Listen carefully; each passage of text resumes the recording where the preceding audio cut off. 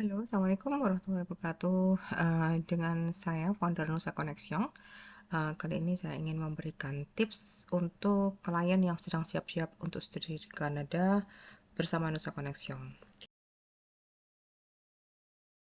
Kemudian bagi yang belum punya, jangan lupa untuk belajar online dulu, terutama bahasa Inggris diperbagus, yang sudah mulai lancar, diperlancar.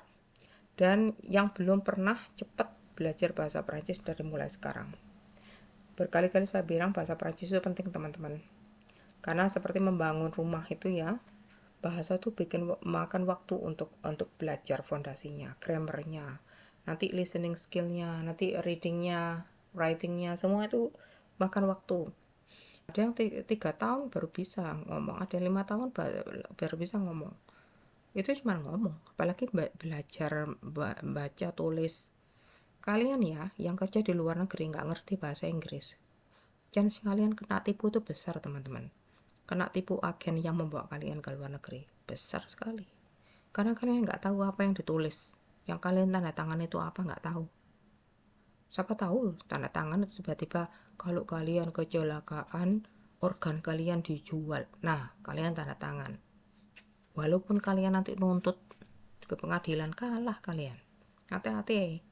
Apalagi kasus yang di Kamboja itu saya dengar itu parah, itu kayak gitu. Sampai waktu itu saya dikasih tahu teman-teman SMA saya sama kuliah saya, kayaknya ini ada yang ngatur nih, kok ada hashtag kabur aja dulu ini.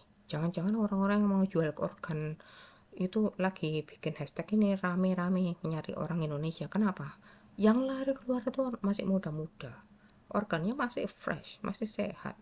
Ternyata kejadian. Subhanallah. Waktu itu saya sudah ngomong sama teman saya. Hati-hati, teman-teman. Jangan sembarangan percaya orang-orang di online itu nawarin, ayo ke Kanada, ayo ke Australia, ayo ke Eropa. Kalian ya kalau nggak ngerti bahasanya ke negara orang, bukan cuma ditipu sama agen kalian nanti keluar kemana-mana nggak ngerti apa-apa, ketipu sana ketipu sini, bisa salah jalan, bisa diculik orang, kalian nggak tahu. Mau lapor ke polisi nggak bisa. Kalau misalnya di abuse sama bos kalian nggak bisa. Mau membela diri nggak bisa. Takut. Karena kalian nggak punya power. Makanya belajar online dulu. Saya bilang sama orang-orang itu. Kalian mau ke Kanada, sekarang ada jalan legal. Sudah saya bukakan. Tuh, ya. Bahasa. Kenapa bahasa Prancis? Karena di Kanada itu bilingual, bahasa Inggris dan Prancis. Oke? Kemudian, yang sudah pasti, sudah bismillah. Saya sudah bayar, mulai bayar, nyicil, nggak apa-apa. Jangan sebarkan rencanamu, karena kamu tidak tahu siapa yang mendukung kamu dan siapa yang hasad. Banyak orang yang hasadnya itu, ya saya ajarin ya, ini NPD itu, Narcissistic Personality Disorder. Kenapa saya bilang ini hasad sama ini ada hubungannya? Saya kasih tahu sedikit psikologi. Mungkin kalian nih sudah dengar ya di Indonesia, tapi tidak begitu tahu apa itu NPD.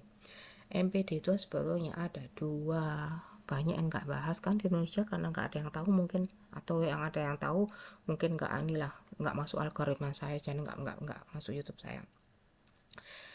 NPD itu ada dua. Oke, siapakah NPD? Orang NPD itu ciri-cirinya adalah mereka merasa dia lebih baik dari orang lain dan dia meremehkan orang. Ini adalah tanda-tanda sombong yang disebutkan oleh Rasulullah SAW. Jangan sombong. Orang yang sombong itu adalah merasa lebih bagus, dia sudah tahu segalanya, lebih hebat dari yang lain, dan mereka merendahkan orang lain. Dan dia karena merasa sudah hebat, mereka tidak mau menerima kebenaran. Jadi dua tanda sombong, tidak mau menerima kebenaran dan merasa lebih baik dari orang lain. Ini cirinya NPD. NPD itu ada dua macam-macam, ya, ada dua macam.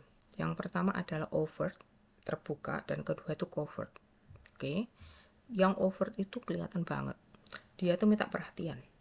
Dia tuh kalau ngomong tuh keras, dia minta perhatian, tidak malu sama sekali. Pokoknya dia harus jadi perhatian. Orang kayak gini tuh biasanya, walaupun tidak selalu, biasanya itu ekstrovert. Dia itu mendapat energi dari luar. Dia selalu ingin validasi dari orang lain. karena itu suka pamer. Saya begini, saya begitu. Ketika kita bercerita ke orang itu tentang pencapaian kita, saya mau ke Kanada, saya mau ke ini, dia akan kembali ke dia bahwa, oh kamu mau ke Kanada, oh itu loh ponakanku di Amerika, dia sukses sekarang. Dia tidak mau topiknya tentang kalian, dia tidak mau tentang Anda, tapi dia maunya topik kembali ke dia atau keluarga dia atau orang yang kenal dia. Tujuannya apa? Agar kalian tidak menunjukkan kalian lebih hebat dari dia. Itu cara-cara, ciri-cirinya. Tapi ada juga yang over itu tertutup itu dia tidak pamer sana, tidak pamer sini, dia tidak teriak sana, teriak sini, artinya tidak ingin validasi secara langsung. Nah, orang ini lebih bahaya daripada overt, kata banyak psikolog. Ya, kenapa? Karena kadang kita nggak tahu, ternyata itu covert. Ciri-ciri orang covert narsistik itu apa? Seperti saya bilang tadi, kalau kalian cerita bahwa kalian mau ke Kanada, dia akan mikirnya panjang. Hidupku seperti ini, orang ini mau ke Kanada, enak banget hidupnya nanti. Mungkin dalam 1 tahun nggak terlalu beda, tapi dalam 10 tahun, 15 tahun, 20 tahun, mungkin dia lebih kaya dari saya. Dan kekayaannya turun ke anak turunannya, karena dia di Kanada lebih bagus dari Indonesia. Orang kayak gini itu, kalau bahasa Jawanya ulat. Jadi dia itu diam-diam itu menggerogoti dari dalam. Orang ini, dia itu akan berusaha menjatuhkan Anda jauh sebelum Anda sukses. Jadi ini orang NPD. Jadi intinya dia tidak mau Anda lebih baik dari dia. Bagaimana caranya agar Anda gagal? Anda dijatuhkan mentalnya dulu. Ya, sehingga semangat Anda akan mudah turun. Tapi ada juga orang tadi yang hasad ya, hasad itu NPD ya.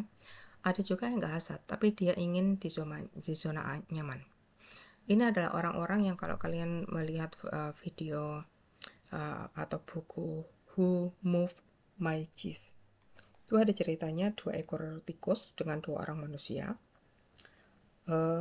Mereka tuh hidup ya tetanggaan.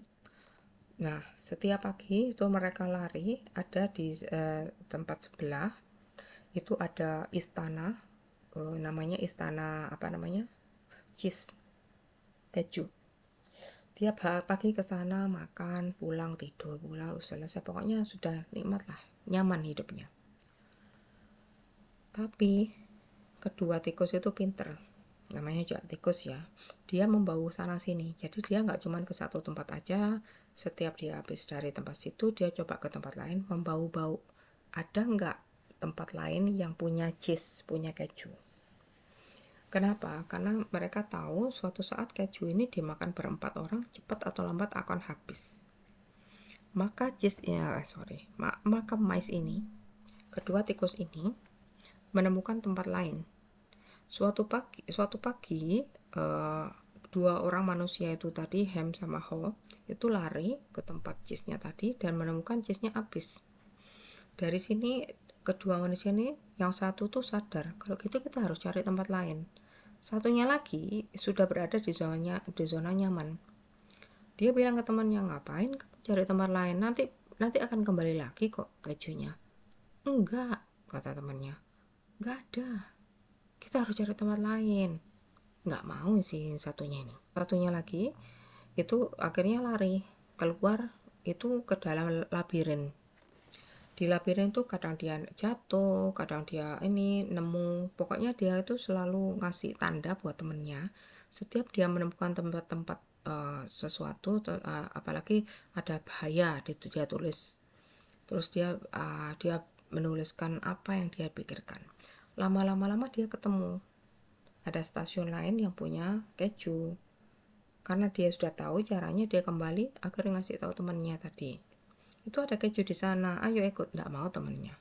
Lama-lama temannya lemes ya, akhirnya si temannya ini, si orang ini bilang, kamu harus ikut aku, harus percaya sama aku, percuma kamu. Nggak mau. Nah, orang-orang kayak ini tuh dia tidak hasad teman-teman, tapi dia terlalu berada di zona nyaman dan tidak ingin maju. Sudah tahu Indonesia itu parah secara ekonomi, sudah tahu susah cari kerja, tapi dia tetap aja tinggal di Indonesia. Nah, orang kayak gini melihat kalian punya keinginan keluar negeri, ke Kanada, ke Australia, ke Jepang, kemana, mereka tuh gak ada hasratnya. Mereka cuma ingin kalian itu sama dengan mereka, berada di zona yang nyaman. Kalau kalian pergi, dia punya teman siapa? Gak ada teman yang mensupport dia. Orang kayak gini itu susah untuk disadarkan, karena menurut dia sudah enak kok, ngapain kita berubah. Sedangkan orang yang cerdas, sebelum ada PHK, sebelum ada kasus inflasi besar-besar, sebelum makin parah, dia sudah lompat ke luar negeri. Selamatkan kita tuh ya. Itu betul, kita cinta tanah air ya, semua orang cinta ya. Saya juga punya keluarga di Indonesia, saya juga pengen pulang, tapi melihat kenyataan setiap tahun kok tambah parah gini. Coba lihat deh, seluruh orang Indonesia yang di luar negeri malas pulang. Apalagi sekarang kejadian orang pinter yang lulusan Harvard aja bisa masuk penjara, padahal dia nggak salah, dihukum berapa puluh tahun. Semua orang yang pintar-pintar malas pulang ke Indonesia. Kita pakai logika lah, kita nih manusia, kita punya keluarga, punya anak cucu juga ya. Tapi logikanya lah, coba dipikir, ngapain kita pulang kalau ujung-ujungnya kita nggak dapat kerja umur segini lagi. Di Indonesia kan dibatasi untuk kerja, untuk sekolah aja dibatasi usia, apalagi kerja ya. Makanya hati-hati dengan ada orang yang hasad dan tidak hasad tapi ingin di zona aman.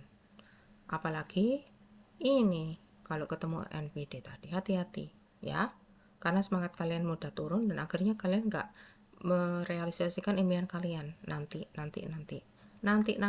usia kalian nanti berkurang. Saya sudah berkali-kali bilang, kalau kalian ingin jadi permanent resident, usia emas itu 20 sampai 29 tahun. Itu selalu turun, setiap tahun turun 5 poin, 5 poin sampai umur 45 tahun itu 0.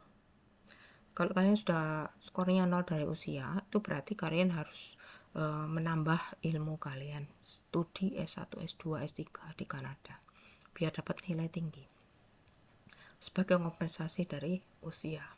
Itu teman-teman.